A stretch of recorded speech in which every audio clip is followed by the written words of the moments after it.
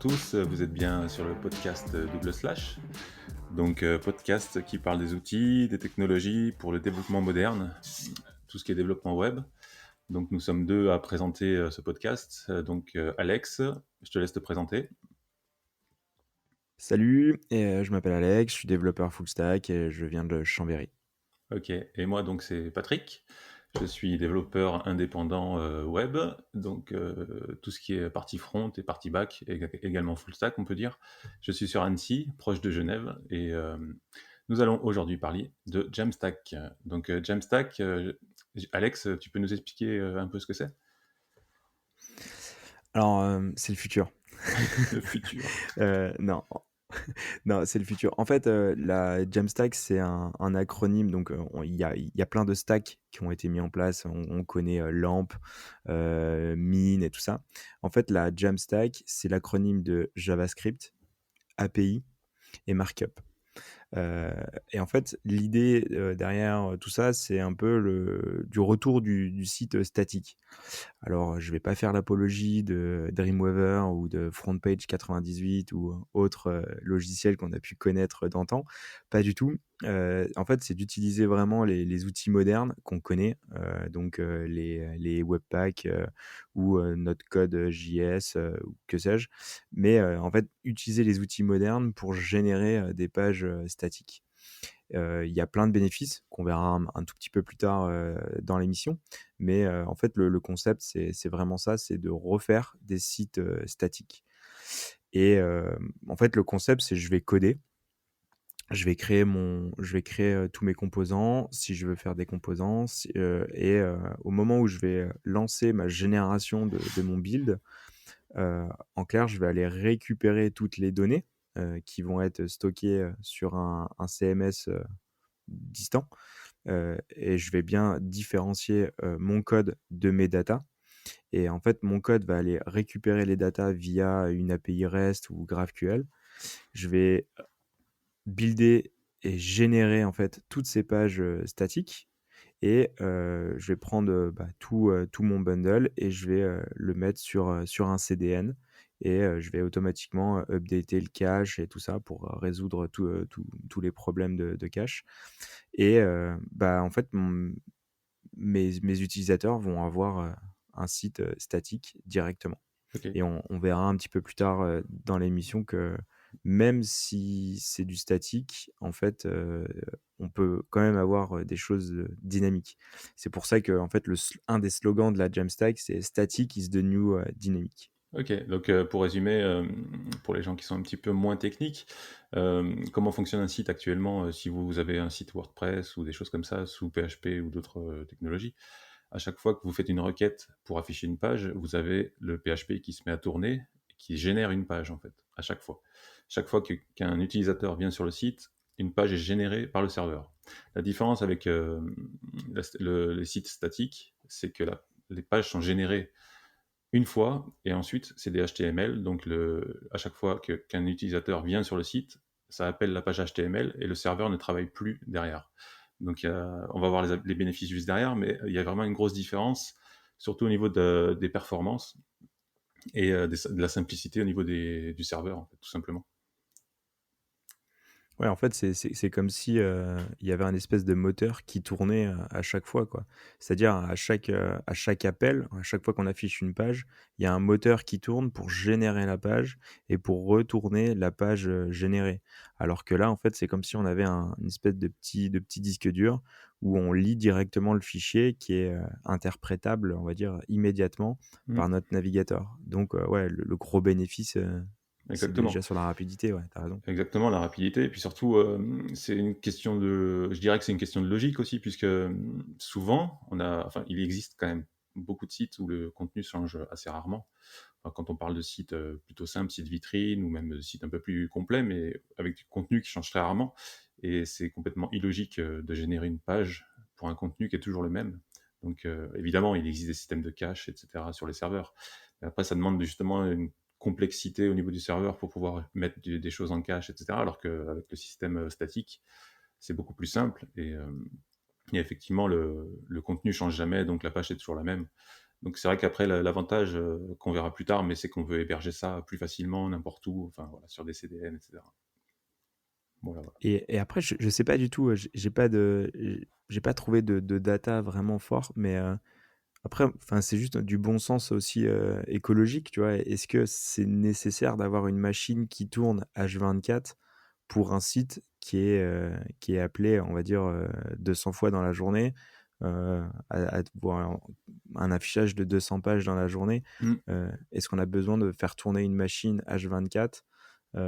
Et en termes de puissance, en termes d'environnement, j'ai pas assez de retours là-dessus, mais ça serait intéressant de faire des calculs pour voir, en fait, est-ce que la Jamstack est un peu plus green, que le reste? Même si, on Bah, sait que l'industrie, clairement, oui, oui, clairement. Clairement, on est en plein changement climatique actuellement et c'est vrai que l'éco-conception est au cœur du sujet. Donc il y a beaucoup de débats là-dessus et effectivement, il y a de toute façon un impact, beaucoup moins important quand tu utilises du site statique, puisque déjà tu fais pas tourner un serveur derrière. Il y a quand même un serveur puisque il y a quand même un serveur qui répond, à la requête. Mais le fait de ne pas faire tourner du PHP à toutes les requêtes, c'est quand même beaucoup plus économe. Ça sollicite moins le processeur de la machine et ces serveurs forcément durent plus longtemps. Donc si, si, il y a une impact évidente sur l'écologie, ça c'est indéniable. Mm. OK. Tu vois? Parce que, enfin, souvent, une analogie que j'utilise, c'est, en fait, on vient développer, et on met un espèce de moteur de bulldozer pour, bouger, 3 graviers, quoi. Donc, ouais, ça marche, c'est super efficace, quoi. Par contre, c'est pas du tout, mais pas du tout efficient, quoi. On vient, développer et on vient utiliser des ressources monstres pour, afficher une page, on va dire, hyper simple et hyper statique, quoi. Oui, ouais, Donc, tout à ouais, fait, ouais. clairement. Mm. Donc, Après, oui, vas-y, je te laisse. dis-moi? Vas-y, vas-y. Et i après je sais pas, ça fait combien de temps que tu utilises déjà un peu la Jamstack, toi? Le Jamstack, ça fait pas très très longtemps puisque ça doit faire un an ou deux. À la base, j'utilisais.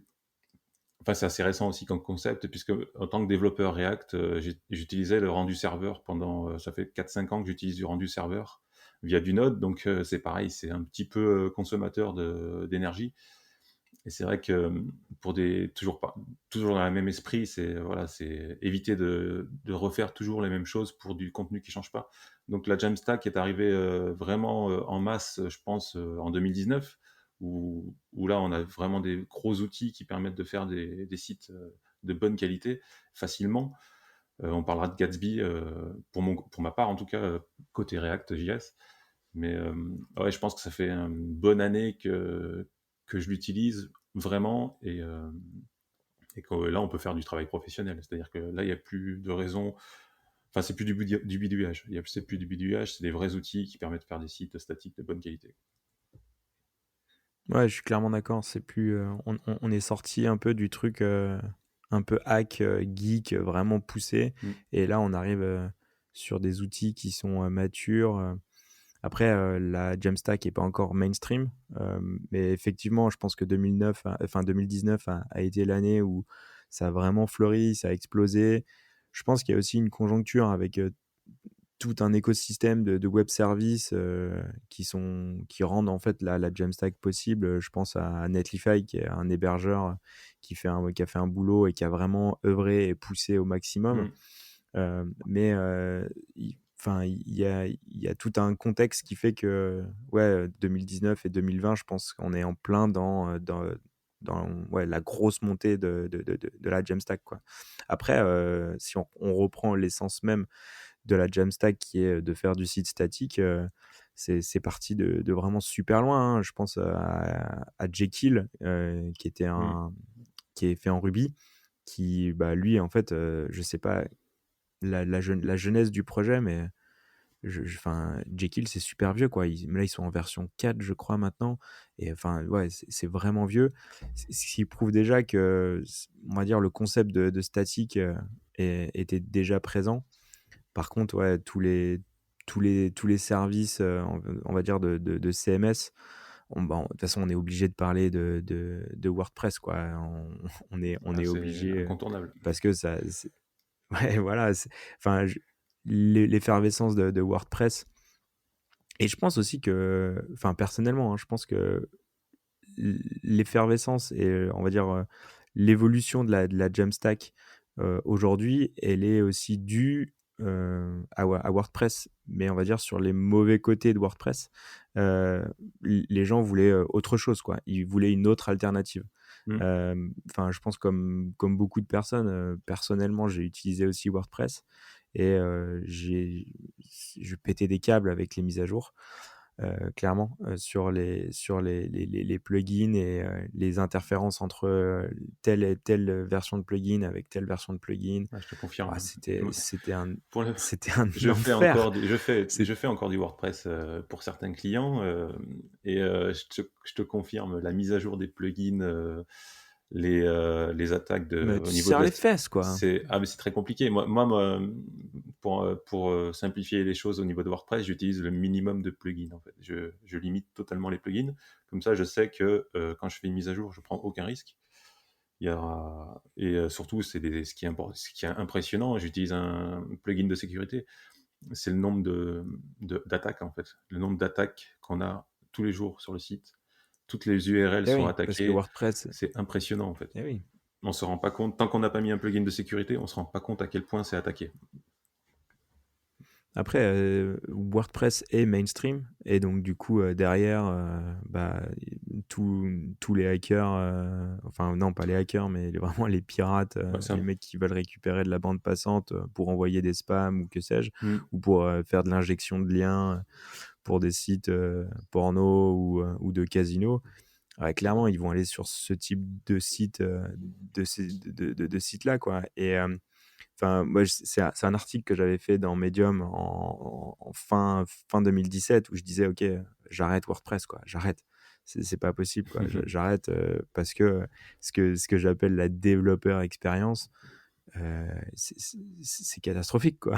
ah, C'est vraiment tu serres les fesses, tu as peur et tout, tu te exactement. prends la tête, et du coup, ouais, stop, quoi, j'arrête, j'arrête total. Mais je pense, enfin, à l'époque, on parlait, ça commençait déjà à parler de WordPress. Par contre, moi, la seule expérience que j'avais avec du statique, c'était, du Middleman, qui est l'équivalent de Jekyll, Mmh, et en fait, tout simplement, j'avais une sorte de micro base de données avec du YAML et ça passait, quoi. Mais j'étais le seul à contrôler les données, donc c'était encore relativement simple, quoi. mmh mh. Donc ça allait, je pouvais, contrôler, enfin pour moi le plus important c'était vraiment, le contrôle du code, parfait, donc bah, versionner Git et tout ça, quoi. Mais l de pas être dépendant en fait de plugins tiers, avec des mises à jour, plus ou moins, hasardeuses, quoi. Oui, après, de mon point de vue, je pense que enfin, WordPress est quand même incontournable parce qu'ils c'est bah, de leurs chiffres, c'est plus de 30 du web. Donc WordPress est incontournable, par son oui, du coup, ça devient une cible des hackers. C'est un peu comme le problème de Windows à une époque, qui était tellement majoritaire que, bah, on s'attaquait à Windows et du coup, toi, tu avais un Mac, tu étais tranquille. Hem, je pense que la force, si, et on le voit bien avec Gatsby.js, si Gatsby veut grossir, et c'est ce qu'ils sont en train de faire, ils se rapprochent en fait de WordPress, et justement pour séduire les utilisateurs de WordPress, les vrais développeurs WordPress, hein, je vous parle, hein, et pas des gens qui juste installent des thèmes, etc. Et on voit des développeurs Les WordPress qui, webmasters? ouais, voilà, pas des webmasters, des vrais développeurs qui font leurs vrais thèmes, etc., des plugins, etc. Et on voit des nouveaux développeurs qui arrivent sur la Jamstack, notamment avec, bah, moi je connais bien Gatsby, je vois des développeurs, voilà, qui branchent un Gatsby à un WordPress, puisque c'est assez facile avec les plugins, et ils proposent des sites en statique avec un back en WordPress. Du coup, l'utilisateur, qui est pas très à l'aise, il reste dans son écosystème WordPress, et en même temps devant, voilà, c'est des Gatsby, c'est du statique, c'est efficace, quoi. Donc, Mais ouais, mais bah, tu vois, moi qui suis un anti WordPress, je vais l'affirmer, pour toutes les raisons que j'ai évoquées, tout à l'heure. Mais en fait, clairement, je pourrais revenir sur un WordPress juste, en mode, CMS, quoi. C'est-à-dire en CMS, API driven, c'est-à-dire, c'est juste le contrôle des données, mais tu t'occupes pas du rendu, tu t'occupes pas des thèmes, tu t'occupes pas, en fait, c'est moi qui garde le contrôle de tout ça et j'utilise WordPress juste pour la gestion des données. Et là, clairement, ouais, peut-être que je suis prêt à faire tu vois, de revenir sur WordPress. Mmh. Heu, Après WordPress est mainstream là-dessus, tu l'as dit, hein, c'est monstrueux, le pourcentage d'utilisation. Après aujourd'hui, il y a plein aussi d'autres, on va dire, de services qui se sont mis en place, qui sont plus ou moins enfin, soit open source, soit payants.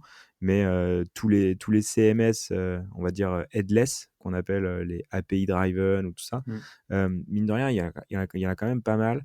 Je pense à Contentful qui est monstrueux, je pense à Datto CMS sur lequel je le trouve hyper facile et le petit dernier que j'utilise, c'est Sanity.io qui est en Node, mais pour le coup, c'est vraiment propre, c'est facile et après c'est une approche aussi, commerciale et je pense que tu peux nous en parler.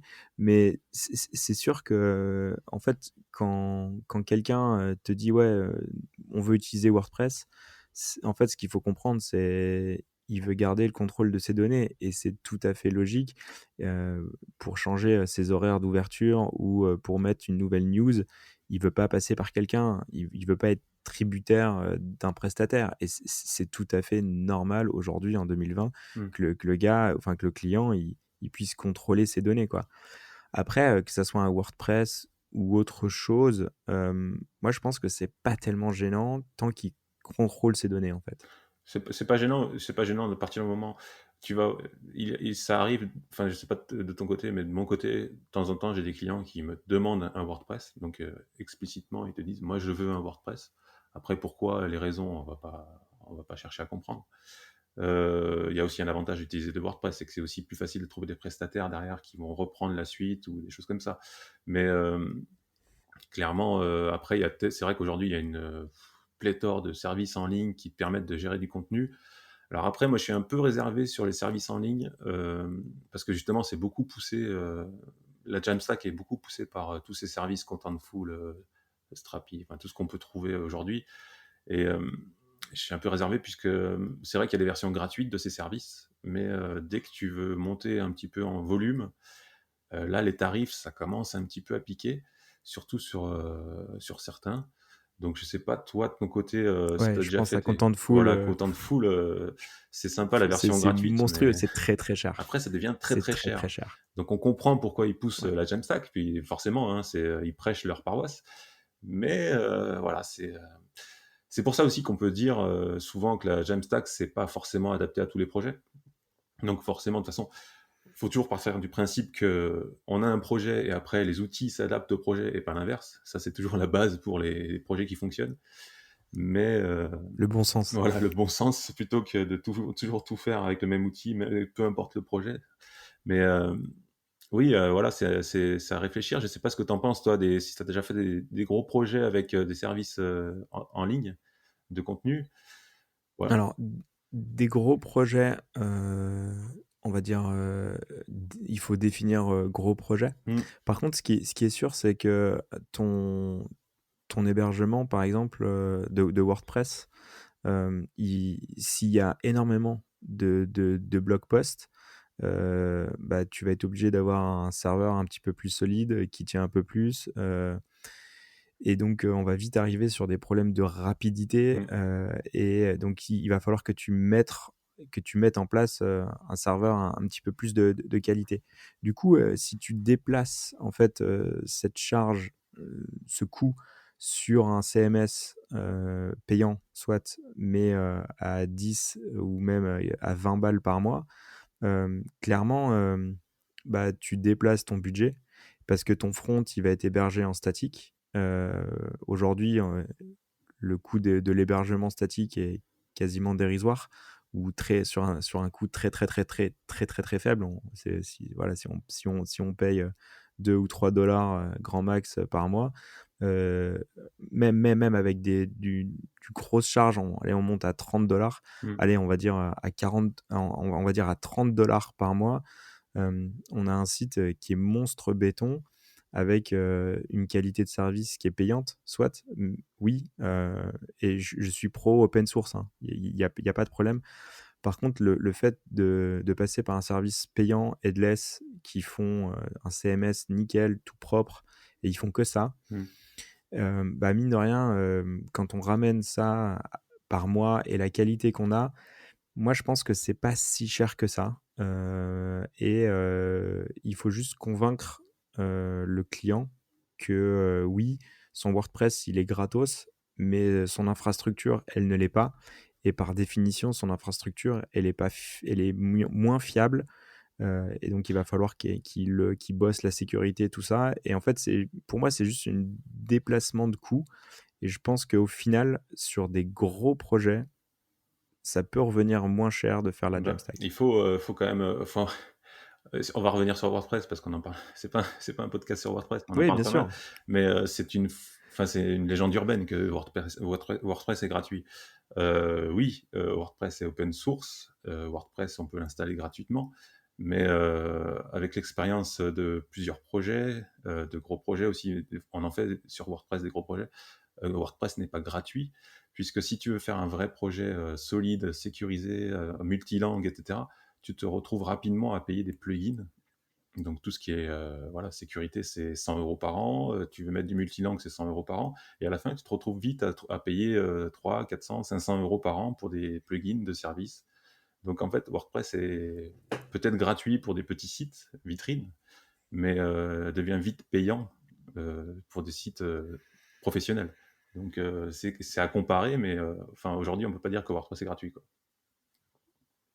OK, excuse-moi, c'est vrai, Non, non, mais j'ai pas, en c'est fait, pas par rapport à toi, c'était la vision, en fait, ouais, ouais, de par rapport à non, mais c'est- en fait, tu as complètement raison. Il faut calculer le coût global d'une utilisation de WordPress et c'est en ça où je dis peut-être que déplacer ses coûts vers des CMS, un peu plus, béton, propriétaires soit, mais qui font un seul job et qui le font vraiment bien, bah, c'est à prendre en compte et je pense que ça vient faciliter et simplifier, aussi la vie et la qualité du rendu à la fin, je pense, sera meilleure pour un coût identique, voire légèrement supérieur, Mm. allez, on va dire.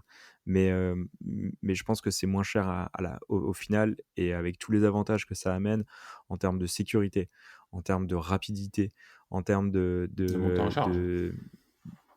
ouais, exactement, c'est complètement scalable. Enfin, ouais, mais bien sûr, enfin, j'avais complètement oublié ça, mais c'est complètement scalable dans la mesure où, le nombre de personnes, moi, que je connais dans mon entourage, un exemple typique d'un petit business, qui prend une parution radio ou une parution télé, M6, une l petite émission M6 par un exemple. dimanche soir. Et le site se fait déglinguer la tête et en fait, il passe d'un buzz à un bad buzz parce que, bah, il y a un déni de service, Des services, clairement. clairement, ouais. Et j'avais vu, en plus, en cette période de confinement où on nous prêche d'économiser le réseau, clairement, j'ai vu un post passer sur LinkedIn qui disait, bah, voilà, faites votre site en statique, ça, comme ça, et le site sera Ouais, économe en réseau et il n'y aura pas de souci, quoi. Donc, c'est totalement ouais, dans la tendance de l'éco-conception et puis aussi de la réduction du réseau, d'utilisation du réseau. On est, beh, ouais, ouais, carrément, carrément mais, pour revenir juste sur la scalabilité, mais c'est ouais, c'est tellement énorme parce que, WordPress, je sais pas, je connais pas, je suis pas assez expert là-dedans. Est-ce qu'on peut optimiser, tous les appels les requêtes, à la base de non, données, des choses comme ça? On peut ce qu'on optimiser peut, ou non, non, on subit, tu peux pas vraiment optimiser puisque la OK, base WordPress est assez basique quand même, hein. Si tu regardes en détail, les tables sont assez simples. La seule chose qu'on peut vraiment optimiser au niveau de WordPress, c'est la mise en cache, des pages pour éviter qu'elles soient d'accord. régénérées à chaque appel. Donc ça, c'est une sorte de statique. On peut dire ça, ça fait une sorte de page statique Mmh. de chaque URL. Mais non, non, la base n'est pas du tout optimisable et je peux même te confirmer que PHP, ça devient vite un problème si tu as énormément de visites. D'expérience, j'ai beaucoup travaillé dans les médias internet, et c'est vrai que la statique, je pense que la Jamstack, je pense que ça se porte bien sur le modèle des médias où tu as énormément de visites. J'écoutais un podcast hier qui parlait de Numérama. En ce moment, avec la crise du Covid-19, ils ont des pics de journée à plus d'1,5 million visiteurs uniques. Donc c'est énorme pour une journée. Et Ça clairement, cause, voilà, ça commence à et causer, ouais. clairement, bah, ils ont des problèmes d'infrastructure, hein, puisque forcément, il faut servir les pages. Et sur ce modèle-là, je pense clairement que le statique est vraiment adapté.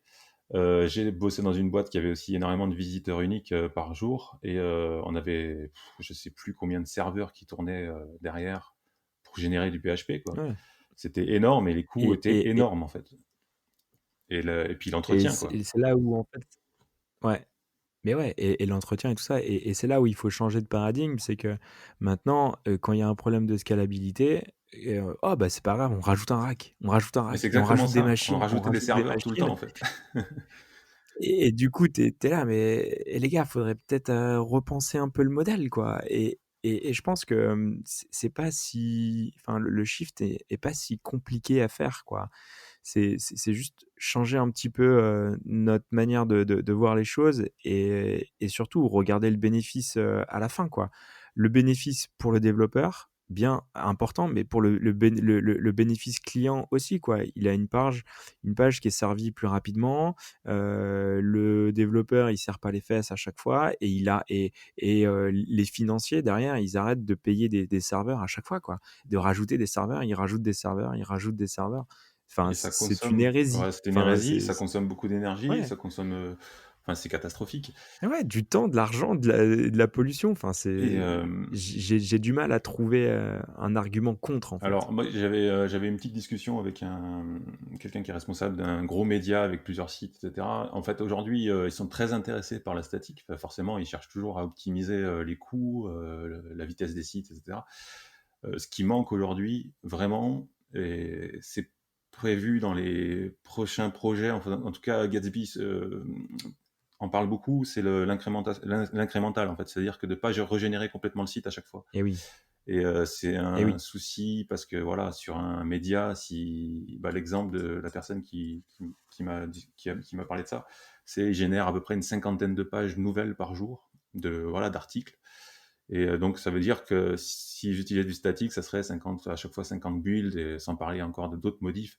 Donc pour eux, c'est un petit peu compliqué à mettre en place. Et c'est vrai que si demain on arrive à avoir un système incrémental qui génère juste les nouvelles pages, je pense que là, une sorte de diff, en fait, entre l'ancien et le voilà, nouveau et exactement. on vient injecter, le nouveau, Voilà, qui injecte juste ouais, les nouvelles pages ouais, sans reconstruire complètement le site. Donc une génération de là, ça sites serait qui monstrueux, serait ouais. hyper rapide. Je pense que là, les médias vont se jeter dessus et ils vont éteindre tous les serveurs, en fait. Ça va être vite réglé, quoi. Ils vont économiser des milliers d'euros Mais par mois, ouais, quoi. complètement, Mm, complètement, complètement. Après, je sais que j'ai jamais utilisé, mais j'ai à voir les statistiques, apparemment Hugo, donc qui est le générateur de sites statiques basé en Go mm. est, monstrueux sur sa capacité de génération de pages à la minute, enfin c'est monstrueux, quoi. Il est monstre rapide. Après j'ai pas assez d'expérience et de retour, d'utilisation, sévère. Par contre, ce qui est sûr, c'est quoi le temps de build, il est pas négligeable, quoi. Il n'est pas On est négligeable. vraiment obligé de Même non, s'il est quand même non, c'est sûr. relativement rapide si tu as un site de 100, 200 pages, c'est quand même relativement rapide, hein, on va pas dire le contraire. Bien sûr. Mais il peut être problématique si tu te retrouves avec 50 000, 100 000 pages ou 200 000 pages, puisque ça peut vite monter si tu écris 50 pages par jour. Donc, Ouais, mais je pense, sur l'exemple que tu évoques, sur tous les médias où ils sont sur un nombre d'articles, mm. générés, enfin, écrits et produits par jour qui est assez important. Avec, toutes les mises à jour, c'est sûr, Après, ça il fait y a aussi, beaucoup, après, il y a beaucoup, aussi beaucoup de contenu. il y a aussi une évangélisation au fait au niveau des utilisateurs du service. C'est-à-dire que si tu as des personnes qui sont habituées, parce qu'aujourd'hui, les gens sont habitués à aller dans le back-office, à écrire leur article, par exemple, un nouveau post, à appuyer sur sauver et le voir directement en ligne.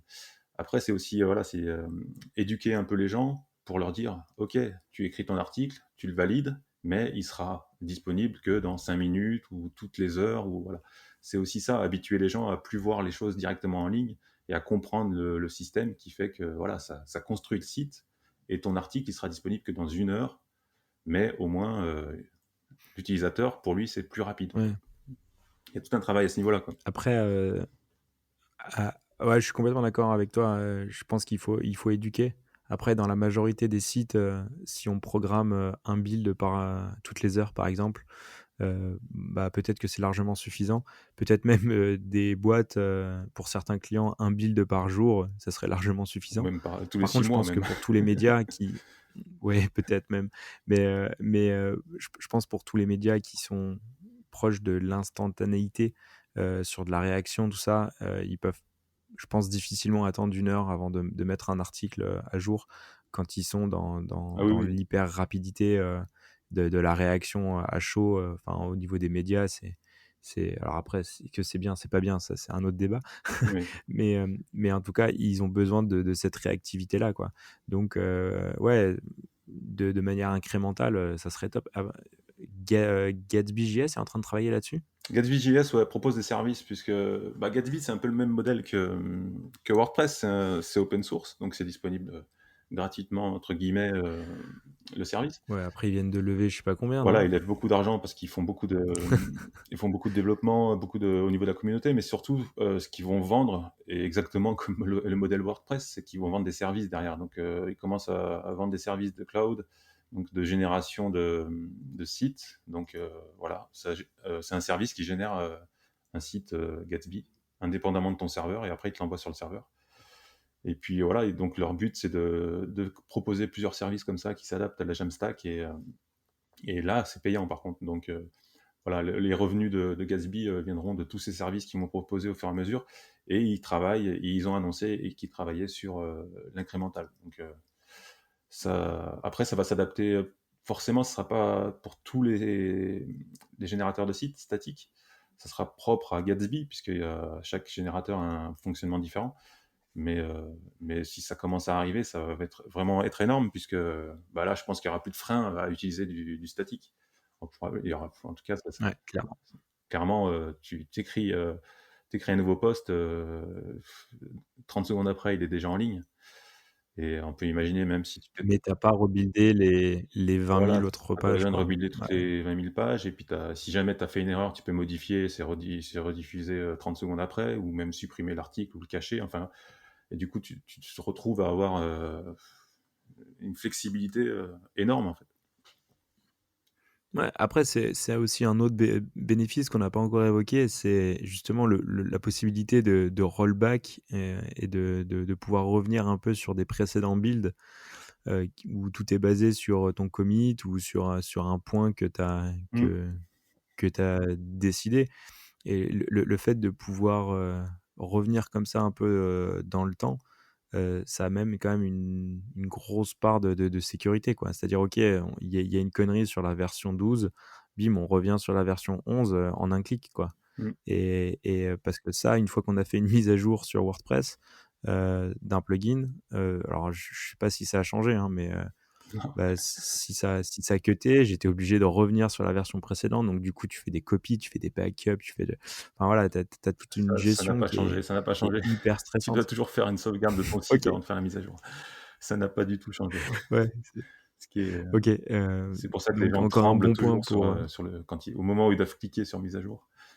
Tu as le doigt qui tremble. bah, oui, c'est clair, c'est clair. Mmh. Donc ça n'a pas changé. OK, bon, bah, je vais rester sur la Jamstack et juste pour revenir sur l'incrémental, je viens de faire un petit tour sur, Mmh. GridSum qui est, l'équivalent de Gatsby.js mais basé sur Vue et ils sont, sur la roadmap là, je vois, dans leur top de leurs priorités, non, en fait non, ça doit être priorisé, mais c'est, incremental build. Ah oui, mais ça, c'est Donc ça veut dire vraiment que la suite, ils travaillent, c'est la suite on va dire prioritaire, une hein, ouais. tendance globale. Oui, c'est une tendance globale, parce que c'est vraiment le reproche, bah, des gros sites pour utiliser du statique, en fait. C'est le reproche, mais Ouais, dès que cette barrière sera levée, je pense que des gros acteurs, et ça m'étonnerait pas qu'on voit des gros journaux, style New York Times, des trucs comme ça, qui passeraient là-dessus pour diminuer la charge ouais. serveur, et puis aussi, Après, ouais, vas-y. après enfin souvent les comment? Les gros acteurs de médias sont vraiment sont un peu le reflet de la techno, quoi. C'est-à-dire si eux, ils passent, En fait, si eux, ils switchent sur des nouvelles techno, derrière, en fait, il y a un peu, Oui. le effet, ruissellement. J'ai horreur de cette théorie-là, mais en fait, par idéo, tout le monde va suivre un peu la tendance des gros acteurs et donc le jour où, un major, il passe là-dessus, clairement, ça va vraiment devenir mainstream et tous les gens vont écouter, vont se pencher un peu plus sur la question, ouais. Ah oui, tu as toujours des acteurs qui sont, bah, déjà souvent les médias ont des grosses équipes, en interne de développement. Ils ont les moyens, ils ont des grosses équipes et ils ont tendance à implémenter beaucoup de choses pour optimiser, le chargement et cetera. Mais, et souvent tu as des acteurs qui sont un petit peu précurseurs, qui osent, tester des nouvelles technos. Et c'est vrai qu'après, une fois que ces acteurs, mettent en place, des nouvelles technos, bah, la plupart des gens regardent. Souvent et ça suit des articles et cetera, des exemples et les gens derrière suivent en disant: «Bah, si lui il l'a fait, bah, nous on peut le faire quoi» et on y va quoi. Donc, ouais, ouais, c'est souvent important d'avoir des gros acteurs qui testent des nouvelles technologies et qui les implémentent, ouais. Mmh. Et Excellent. Mais je sais pas si on peut comparer, donc, on peut expliquer. Moi, je suis plutôt, développeur React.js. Toi, tu es plutôt Vue, même si on s'entend très oui, bien, hein. Et ça va. donc toi, moi, j'ai plutôt l'habitude de Gatsby.js. On pourrait peut-être s'amuser un petit peu à comparer, Gridsom et Gatsby. Je sais pas comment. Moi, je connais pas du tout Gridsom. Je sais pas comment il fonctionne. Peut-être que c'est exactement pareil que Gatsby. Donc, tu veux on peut Alors en fait, il va traiter, Gridsom en fait, l'idée c'est, bah, ton code et ta source de données et en fait, il y a tout un écosystème de plugins, où tu vas brancher, tous les services possibles, mmh, et quasiment tous les services ont développé leurs petits plugins et même ils t'expliquent, justement comment créer un plugin pour brancher en fait ton service de données. OK. Ton service de données va être, transformé en espèce de graphe, GraphQL, de schéma et en fait, bah, tu vas requêter, avec ta collection, et D'accord. tes nodes, Ah oui, directement, en GraphQL et voilà. Donc tu peux brancher du MD, donc du Markdown.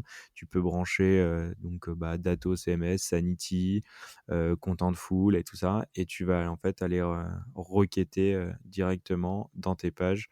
Tu vas faire, un appel, GraphQL. d'accord. Bah, en fait, on est le même ouais, on est sur le même système que Gatsby, en fait, c'est exactement la même chose. C'est la force, donc j'imagine que enfin, là, je suis sur la page d'accueil, je vois à peu près la même chose que Gatsby. Donc la grosse force de Gatsby, en fait, c'est de pouvoir, agréger des sources de différentes data, de différentes API, en fait. Tu peux avoir des services en ligne, des API perso, et cetera. Tu peux même avoir des fichiers Markdown. Ouais.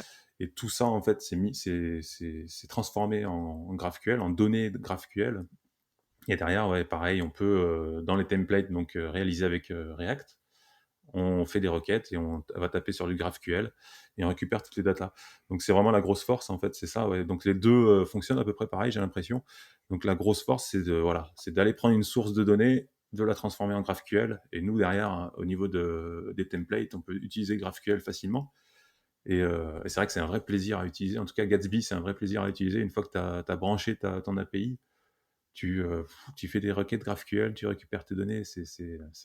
Enfin, Ouais, mais après ce qui est vachement bien, c'est que en fait, c'est une sorte d'agrégation. C'est-à-dire, si le service, je prends un exemple pour une boîte, si le service marketing veut utiliser, Contentful, mais les devs pour leur documentation ou pour que sais-je, ils veulent utiliser, un fichier, JSON ou tu as une autre personne qui veut utiliser, je sais pas, Netlify CMS. En fait, tout est possible. C'est-à-dire, les 3 sources de données peuvent arriver dans, Gridsom ou Gatsby mmh, et le code en fait, vient enfin Gridsom ou Gatsby vient unifier tout ça, agréger et pour avoir un seul point d'entrée qui est en fait, GraphQL mmh, et pour le coup ça c'est super facile parce que s'il faudrait qu'on s'il faut, s'adapter à chaque fois du contenu, bah, ou du provider qui nous délivre le contenu, bah, ça serait vachement plus compliqué, quoi. Ah Que oui, là, oui. tout est unifié, donc c'est vachement plus facile. Oui, tu peux vraiment te brancher, c'est ça, ouais, tu peux mixer, différentes sources de contenu. Tu vois des choses assez, Et ça, c'est plaisant, assez quoi. incroyables. Il y a C'est des gens qui arrivent à faire des sites avec des Google Docs, voilà, ils font un un tableau dans Google Docs, ils récupèrent les datas avec l'API Google Docs, ils te font ils te montent un site là-dessus. C'est assez ouais. hallucinant, puis on a des services qui sont, enfin, c'est un plaisir à utiliser certains services. Je sais pas si tu utilises Airtable ou des choses comme ça, enfin, c'est excellent, Mais quoi. ouais, c'est facile, quoi. C'est Bien sûr et après on vient mixer ça avec, un Zapier et là, je pense que là, on vient, exploser, les possibilités, quoi.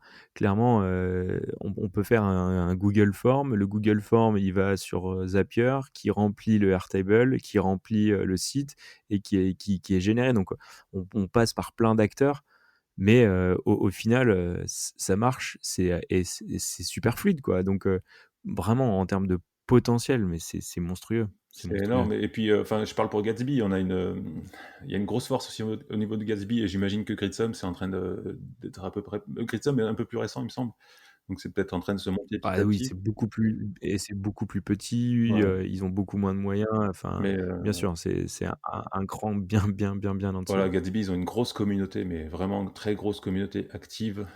Si tu vas sur le GitHub, enfin, enfin, ça bouge, ça tout le temps, tous les jours, il y a des commits, enfin, ça bouge beaucoup, beaucoup, beaucoup, beaucoup d'issues et il y a aussi, donc toute la partie, plugin, donc pour brancher, différentes donc il y a pas mal de plugins qui sont disponibles pour brancher des services existants, du type, ça peut être un WordPress, ça peut être un Contentful, donc on n'a même pas besoin de coder, le plugin pour aller chercher les ressources, ça existe déjà pour la plupart des services connus.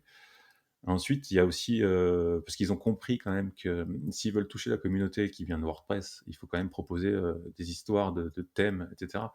Donc on a une partie donc, plugin et une partie thème. Donc, la possibilité d'avoir des thèmes que tu installes facilement et qui te génèrent un site. Puisque c'est ça, en fait, là, on parle de pas mal de choses techniques. Est-ce que c'est pas réservé finalement à des développeurs Ouais, c'est ou un peu élitiste, clairement, hein, bien c'est sûr. peut-être un petit peu élitiste. Après le jour où, la Jamstack, a facilité, où il y a un service qui justement, facilite en un seul clic, l'implémentation du serveur, enfin du CMS, du, du code, donc c'est-à-dire de la génération de sites statiques et en un seul clic, et avec un espèce de thème, tout ça, clairement, sans aucune, c'est pas du tout péjoratif, mais bah, ce jour-là, en fait, tous les webmasters pourront l'utiliser Mmh, et à ce moment-là, ouais, ça commencera à devenir mainstream et tout le monde utilisera ça et ça sera facile, pour tout le monde. Donc clairement, là, aujourd'hui, ouais, il faut quand même être dev, quoi, parce que paramétrer tout ça, créer toutes les connexions, ouais, il faut un minimum de background, clairement, mmh. clairement. Mais on peut très bien imaginer, tu vois, aujourd'hui, tu vas chez un hébergeur du type, Infomaniac ou OVH, quand tu prends un hébergement assez simple, mutualisé, tu as souvent, tu sais, des modules que tu installes. Donc, ils te proposent WordPress ou PrestaShop, donc tu installes un module WordPress, Ouais, voilà. Fantastico ou je sais pas quoi Voilà, là donc sur ces le panels. système t'installes, un WordPress et voilà, tu accèdes à l'admin, tu choisis ton thème et cetera et puis ça marche, quoi. On pourrait très bien imaginer un jour, pareil, ces acteurs-là, OVH, qui proposent un module, Jamstack, donc Grisom ou Gatsby. Ça t'installe un Gatsby, tu choisis ton thème et puis, après tu utilises un système externe, Contentful ou Sanity, enfin n'importe. Ça pourrait très bien exister Ouais. dans quelques années, hein. Enfin, moi, je le vois bien fonctionner. Et là, du coup, oui, effectivement, les webmasters voilà, qui sont, bah, on va pas, on va pas critiquer les webmasters. C'est moins des devs, non, non, mais c'est pas enfin, c'est pas du tout, mettre des scuds contre les webmasters. Aujourd'hui, ils font tourner, aussi le truc, tu Mm, vois? Donc c'est très bien, mais c'est pas des devs, quoi. Donc s'il faut rentrer des requêtes, GraphQL, ou des choses comme ça sera un petit peu plus compliqué, quoi. mm, Donc soit ils montent en compétences, soit tous les services, leur proposent, de faire des choses un peu plus faciles et ouais, et leur facilite le boulot, clairement. Donc à voir, mais je pense que ouais, on va vers cette simplification et une sorte de script en fait qui vient, deploy, directement, bah, le site statique, qui est branché directement chez l'hébergeur ou des choses comme ça. Clairement, ça serait, Mmh, d'autant plus facile, quoi. mmh. Ouais. Je sais plus si on avait déjà parlé de la sécurité, au début de l'épisode, par rapport à Jamstack? Je crois pas. Beh, de toute façon, déjà, sur les mises à jour, déjà, tu as moins de sécurité, mais enfin, oui, tu plus sécure sur tes mises à jour. Par contre, ouais, le fait d'avoir, des fichiers statiques aussi, on vient fermer la porte à tout ce qui est injection et tout ça, ouais, on a déjà un peu parlé, ouais. Mmh. D'accord. Ensuite, ouais, on pourrait parler, bon, l'hébergement, toi, tu utilises plutôt Netlify? J'ai il me semble. Ah, moi, je suis un pro Netlify, OK, ouais. moi je suis Je plutôt suis vraiment un No, j'utilise No pas mal. Je crois que les services marchent à peu près de la même façon, donc enfin moi, en tout cas, pour mon utilisation, c'est, via GitHub. On a un plugin No qui est branché sur le GitHub, le repository, et à chaque modification en fait du code, No le détecte et publie en fait, une nouvelle version du site en fait, tout simplement. Je pense que Netlify, ça marche à peu près de la même façon. Ouais, c'est exactement pareil. Je pense que c'est une feature aussi que Now, utilise, mais tu peux brancher aussi, des sur une branche particulière Mmh. et ce qui fait que, par exemple, tu dis, bah, tu montes, toutes les PR ou tous les commits, ou bah, ouais, enfin, tu choisis soit que les commits, soit que les PR, Mmh. les pull requests de telle, branche et ce qui fait que en fait, c'est comme si tu avais une sorte de staging. Oui. Ce qui fait que tu peux, en fait, le valider et moi, je vois quand je finis une feature ou quelque chose, vraiment ou qui vient changer, je viens builder une version à part et j'ai un lien unique qui est basé sur le commit et je peux partager ça à mon client. Ce qui fait que, lui, il voit en fait, ma version buildée de ma PR. Du coup, il me la valide, et derrière, une fois que c'est bon, bah, là, je fais mon merge sur master et là, ça bascule automatiquement en prod. Je pense que c'est une feature Ça que existe, ouais, c'est exactement que Now pareil, ouais. utilise aussi. Ouais, En fait, à ouais, partir bien du sûr. moment, une fois que tu as branché ton repo, sur Now, à partir du moment où tu as un no.json dans le dossier, dans le root, il prend toutes les branches, en fait. Donc tu peux avoir une branche, master, une branche develop et puis, dès que tu fais une modif, il va te la balancer et après tu rajoutes un nom de domaine sur le build, en fait, et puis voilà. Donc tu peux, oui, tout à fait avoir, un sous-domaine staging ou des choses comme ça, ou développement ou ce que tu veux. Pour avoir ouais, une préversion du site avant de le mettre en prod. Ouais. Ça, enfin, ça marche comme ça exactement. Ah OK, mais c'est pas buildé, sur le commit, en fait?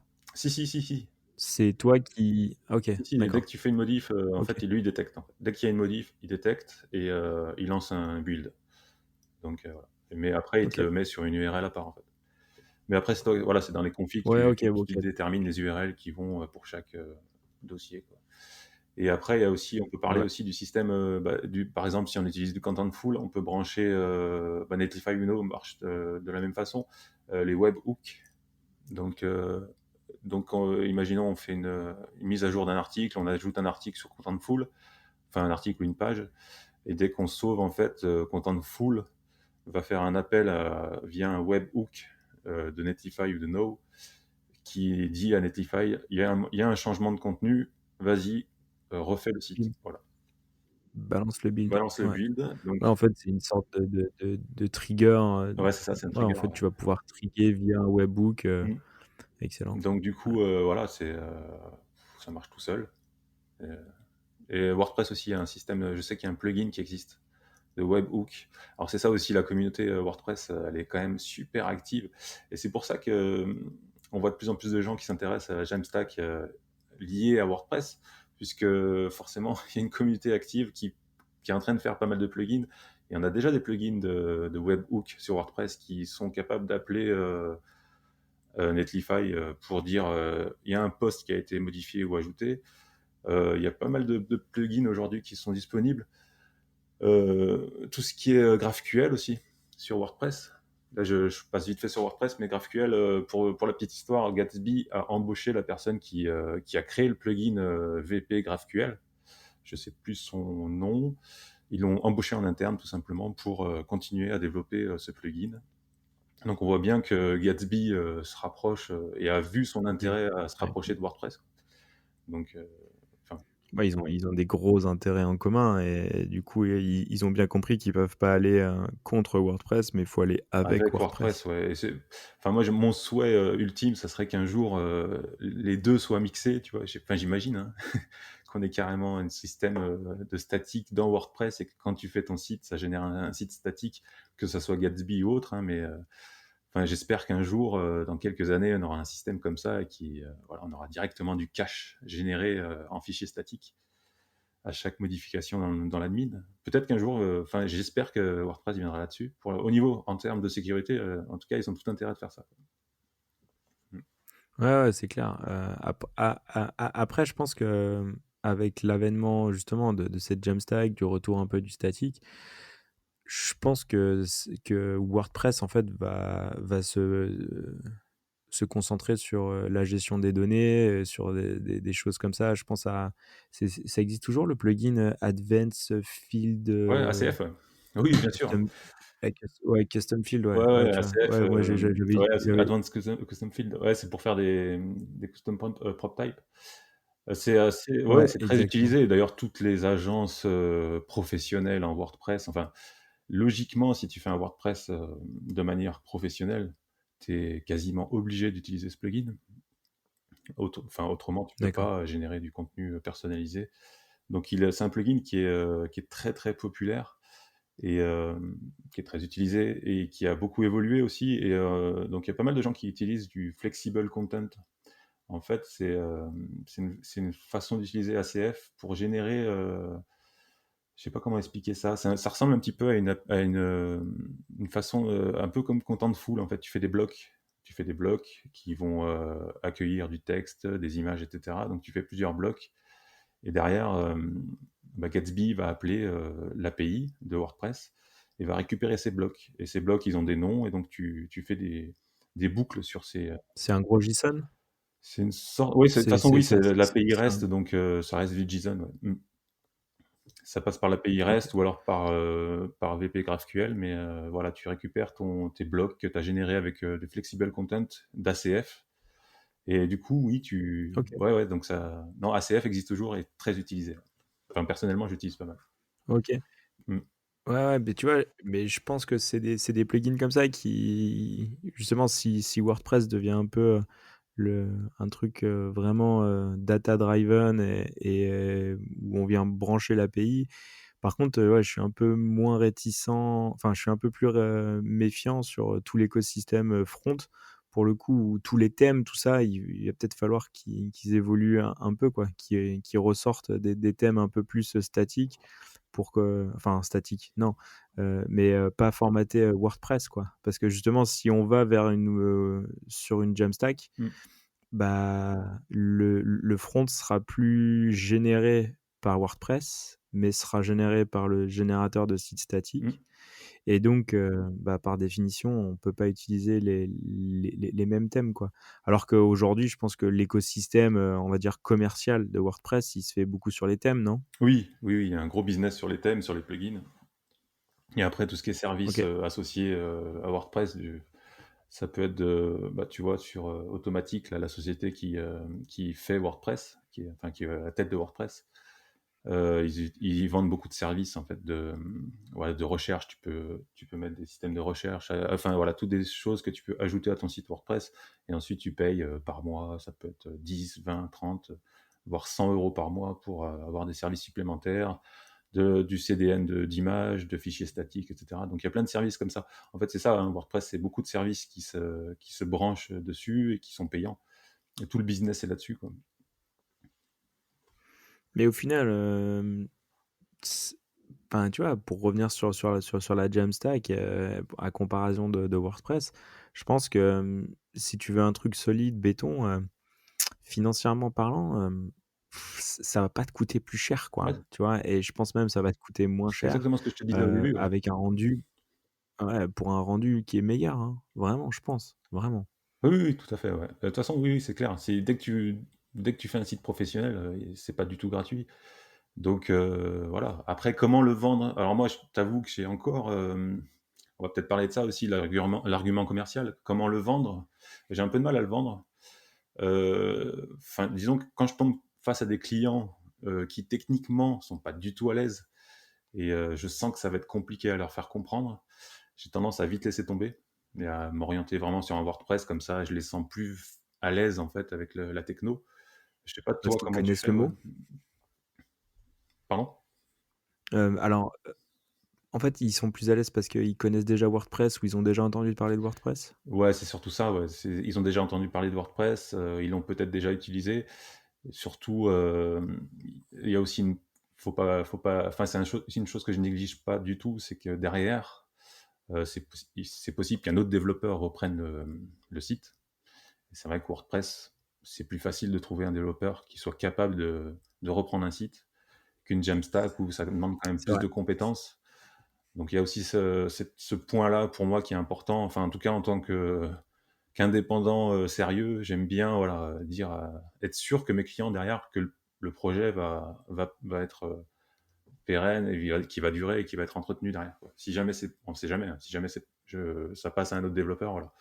C'est vrai que WordPress, c'est facile de trouver un Ouais, bien développeur, sûr. quoi. Après ça c'est clairement, c'est clairement un argument qui peut être un peu, touchy et justement, beaucoup, un exemple typique, j'ai un prospect qui est venu vers moi et qui avait un WordPress. Il m'a dit: «Ouais, j'ai des gros problèmes, de rapidité. C'est extrêmement lent, et en plus, on s'est fait hacker, 3 fois, cette année». On voilà, enfin, plein des problèmes d'injection de liens et utilisation de la bande passante pour envoyer des spams et donc je pensais que le terreau était plutôt favorable Ah bah là, oui. pour vendre, Bah, de la Jamstack. mmh. Alors peut-être que j'ai pas été bon, mais en fait, il est resté sur WordPress. Mais je pense clairement que j'ai pas été bon. Mais clairement, je lui ai mis en avant tous les arguments, plutôt sécuritaires. Mmh. Donc j'ai joué à mort, là-dessus. Par contre, il me dit: «Oui, mais il faut que moi, mon marketeur, il puisse, changer, il veut tout changer». Je lui dis: «Bah, non, il pourra pas tout changer. Par contre, il pourra changer les textes, il pourra changer les images. Par contre, il pourra pas casser votre site». Et ça, c'est toute la problématique de définition des droits avec ton client. Qu'est-ce qu'il a le droit de toucher? Qu'est-ce qu'il a pas le droit? Est-ce que je lui ouvre, l'admin ou pas? Et enfin, ça, c'est toutes des questions qui sont importantes, et je pense que le fait de faire une Jamstack, lui, il a accès aux données sur lesquelles il peut toucher, quoi et clairement, à aucun moment, il va venir casser le site et ça, enfin, c'est quand même plutôt pas mal. Par contre, lui, il était réticent à passer tout son contenu sur, une solution, un CMS, payant. Il voulait pas. Il voulait, continuer à garder, WordPress et je lui ai mis en avant, tous les arguments, bah, qu'on qu'on a déjà un peu Mmh. évoqués, pendant ce podcast-là, mais l'idée, lui, il voulait pas entendre et je lui ai expliqué, la migration de son budget, sur, d'autres services qui allaient lui apporter, bah, justement la sécurité parce que c'est ce qu'il voulait, une rapidité du code parce que c'était rapide, et après lui, il voulait pas entendre cet argument-là. Après peut-être que j'ai pas été a assez bon. Pour le coup, c'est une expérience qui est, on va dire, contre la Jamstack où le client était omnibulé par WordPress et il ne voulait que ça. Mmh. Par contre, tous mes autres clients avant où, je leur ai dit, i en fait, ils m'ont parlé de WordPress.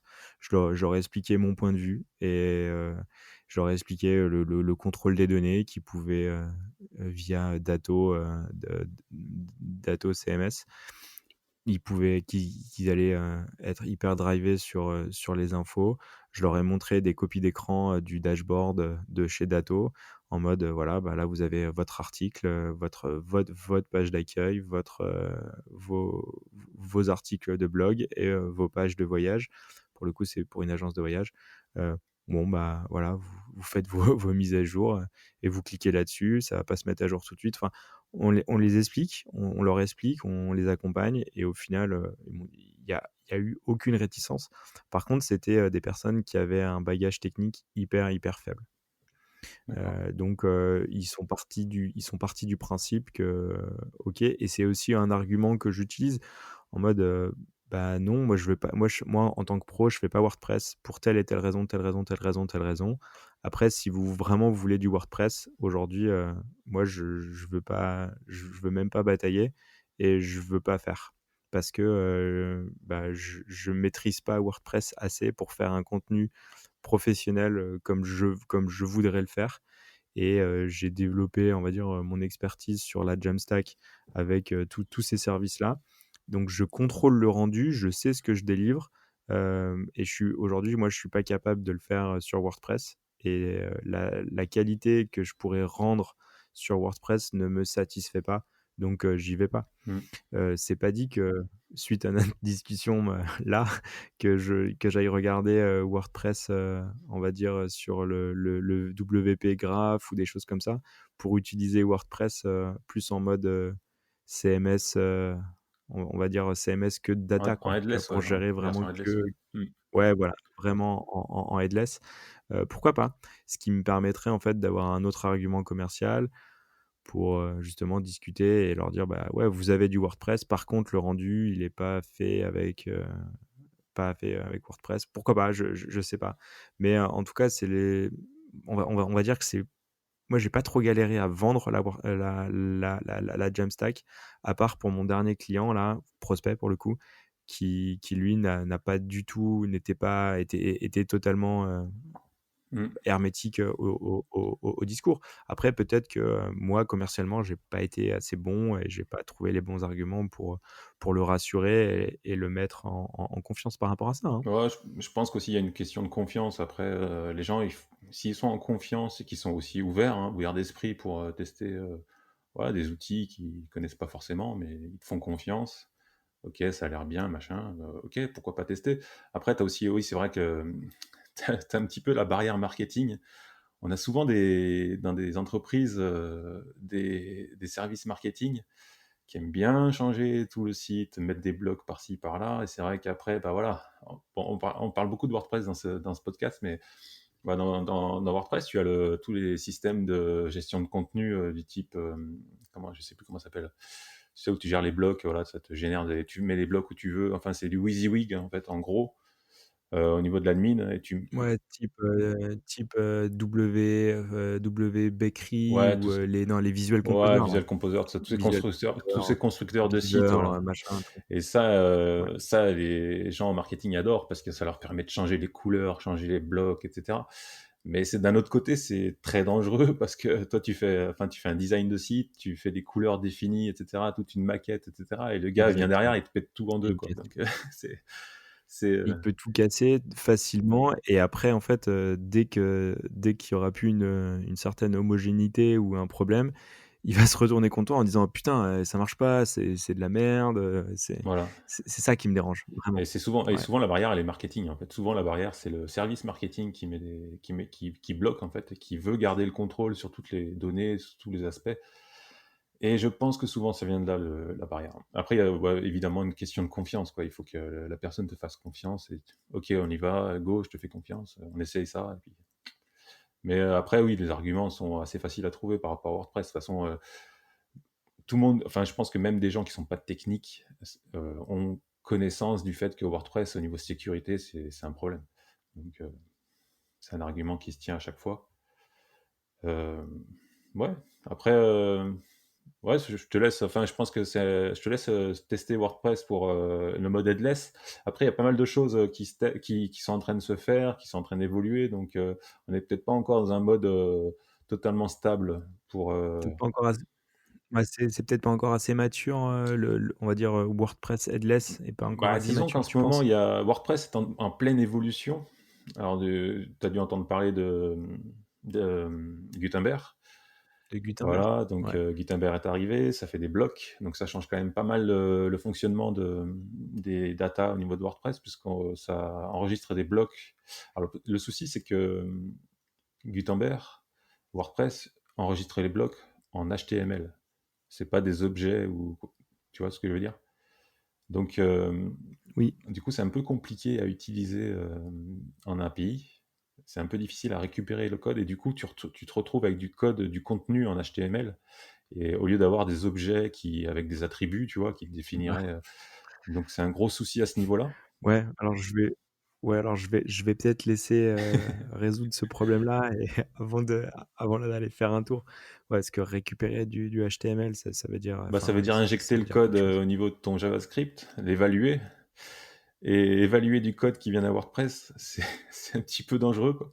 Donc voilà, c'est pas encore. Alors moi j'ai testé un plugin qui permettait d'avoir dans l'API en fait qui justement il transformait en fait les blocs Gutenberg en objets et du coup tu récupérais via l'API des objets. Alors après ça demande du travail parce que tu te retrouves à faire des blocs Gutenberg, tu es obligé de les faire deux fois via. Enfin voilà, c'est pour ça que je te dis que c'est encore en mouvement. Il y a pas mal de choses qui changent chez WordPress. Il y a bientôt le multilangue qui Beaucoup arrive en natif. Enfin, il y a plein de choses qui sont en évolution. Donc, il faut suivre le truc, il faut Patrick, tester. moi je te propose que, en fait, tu testes, tu regardes Je te et dis quand c'est après. au point, tu me dis, d'accord? Je vais pas y aller tout de suite, je Ouais, pense. moi j'aime Je bien vais pas y tester. aller Ouais, tout de j'aime bien suite. tester, Écoute, perdre du temps. ouais, C'est génial. ouais. Non, c'est de toute façon, c'est jamais du temps perdu, hein, c'est jamais du Non, temps perdu. chaque fois que tu testes des choses et que tu perds du temps, c'est que tu apprends quelque chose. Donc, il n'y a pas de, ouais, y a pas de problème. Ouais, clairement, Mm. clairement. On a parlé, non, on n'a peut-être pas Cool! encore parlé des ressources pour bah, voilà, tout ce qui est Jamstack. Où est-ce qu'on peut aller sur les sites pour trouver des infos? Donc, bah, évidemment, il y a Gatsby.js il y a le site du générateur de sites où il y a plein d'infos. Il y a une très très grosse doc. Donc, ça, c'est la grosse force aussi de Gatsby, c'est qu'il y a une bonne doc. Donc, si vous êtes un petit peu technique, c'est facile de trouver les ressources et de vous y mettre. Il y a beaucoup de tutos sur YouTube. Enfin, voilà, c'est très facile de trouver les ressources. Toi, de ton côté?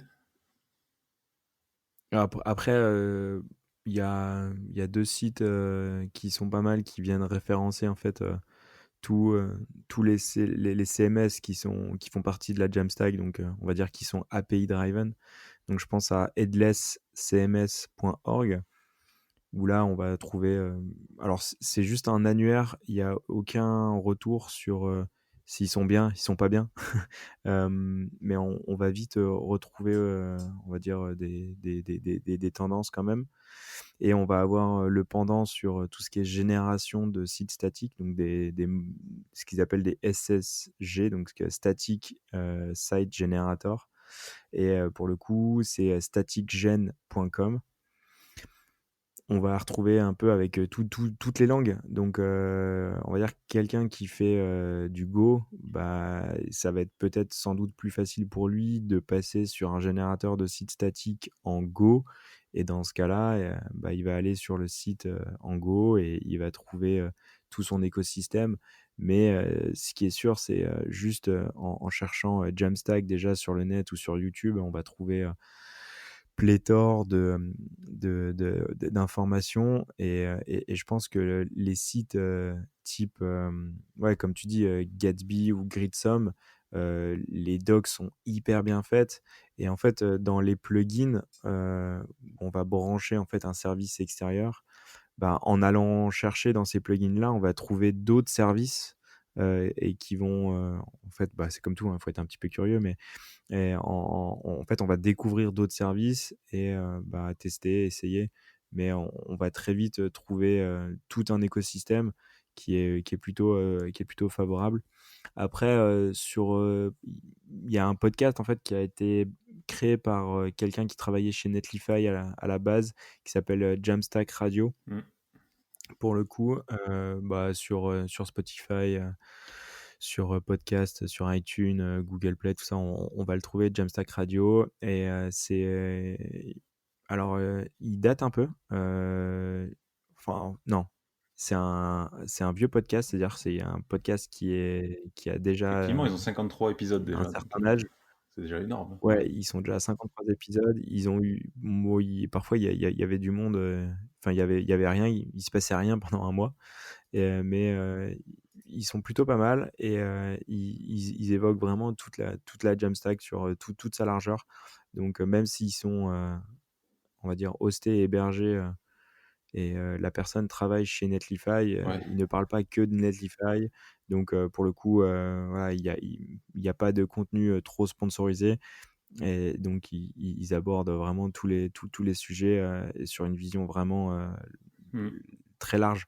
Donc aussi bien, sur, des features, des services que, sur, des techniques de développement, de relations clients, donc c'est assez large et c'est toujours, centralisé sur la Ouais, Jamstack. ils ont commencé là, j'ai déroulé la liste, je suis arrivé à l'épisode 1, ils ont commencé en septembre 2016, donc ça fait quand même 4 ans que presque 4 ans qu'ils ont Ouais, commencé, ouais. donc ouais, Ouais, c'était, mais de toute façon, je crois que c'est en 2015, que vraiment ça a explosé et Netlify a dû sortir pendant cette période-là et en fait, il s'appuie sur, le gros site, de Smashing Magazine mmh. qui a fait sa Oui, migration, effectivement, c'est vrai de qu'on en a pas parlé justement de de ça, ouais. Mmh. WordPress vers, ouais, c'est vraiment en fait, c'est l'acteur, Smashing Magazine qui est quand même une grosse référence, en termes de blog, design, tout ça, dans tout l'écosystème. Eux, ils ont fait l'effort de faire une grosse migration sur la Jamstack et justement, Netlify a beaucoup communiqué là-dessus pour mettre en avant, bah, tous les bienfaits. Derrière, on a découlé beaucoup d'articles sur comment ils ont déroulé, enfin, comment ils ont fait cette migration-là, qu'est-ce Mmh. qu'ils utilisent, comment ils le font, qu'est-ce qu'ils gèrent, comment ils le gèrent et donc du coup, c'est là où ça a mis un petit peu, c'est un peu la jeunesse du truc et après, ça a explosé et puis, maintenant, il y a des, Jamstack Conf, à Londres, à New York, avec des tickets d'entrée qui sont assez élevés quand Oui. même pour de toute façon, c'est toujours dans ce type de conférence, c'est toujours des tickets un petit peu un peu élevés.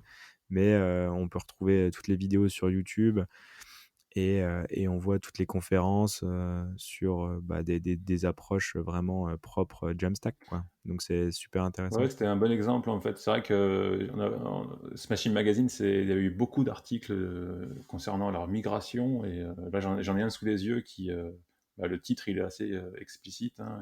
Smashing Magazine, a juste gagné 10 fois, est juste 10 fois plus rapide, en fait. Donc c'est juste énorme. Donc ouais, déjà un gros acteur, qui a énormément de pages et de ressources qui passent sur les Jamstack. C'est vrai que mais ça date déjà d'un petit peu de quelques années. Ça date de 2016, 2017 même. Je sais plus si c'est en 2016 ou 2017 qu'ils ont fait la migration. Mais Leur migration, ouais, je crois que c'est dans ces eaux-là, quoi. mmh, Ouais, là, concernant les confs, bah, le confinement, nous aide à avoir quelques Jamstack qui sont online et je crois que la Jamstack qui devait être à Londres, en mai, elle va être ouais, elle va être transformée en online et du coup, ce sera peut-être disponible c'est ça. gratuitement. Ouais, le 27-28 mai qui devait être à Ah, je Londres sais pas. et maintenant c'est un événement Ouais, online. ouais, c'est Jamstack Conf, hein, c'est ça? Ouais, Jamstack Conf, ouais. Ou, je sais ouais, ouais. J'ai pas vu si c'était gratuit, mais en tout cas, ce sera en ligne, ça c'est officiel. Est-ce que c'est gratuit? Après, tu peux récupérer, certains contenus, sont online directement. Oui, souvent après ils mettent les vidéos de toute façon, ouais. C'est l'avantage, ouais. Donc ça, c'est plutôt pas mal. Après, ce qui est toujours sympa de voir, bah, de toute façon, sur ces types de confs, hein, c'est rencontrer du monde, échanger, discuter, aller récupérer un peu, de la bonne Et énergie, des stickers. dans ces Et des pardon? stickers, hein. Et des stickers, évidemment.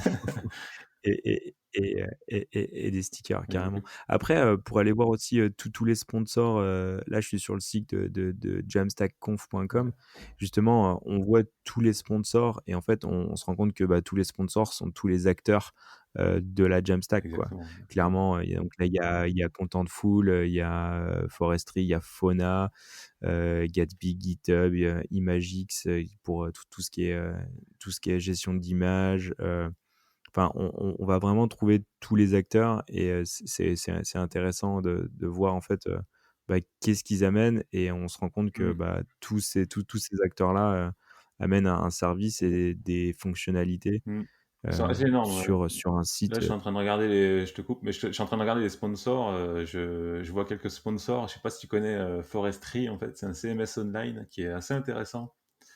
Puis en fait, le alors fonction je connais, mais j'ai jamais alors utilisé j'ai testé et et c'est assez intéressant. Le fonctionnement, c'est que tu as une admin, en fait, que tu génères sur ton site, via un fichier, JSON, je crois. Et derrière, donc, tu as des voilà, tu as une admin avec un accès, sécurisé, et cetera. Donc tu fais tes champs, donc tu définis tes champs, pour le contenu via le fichier.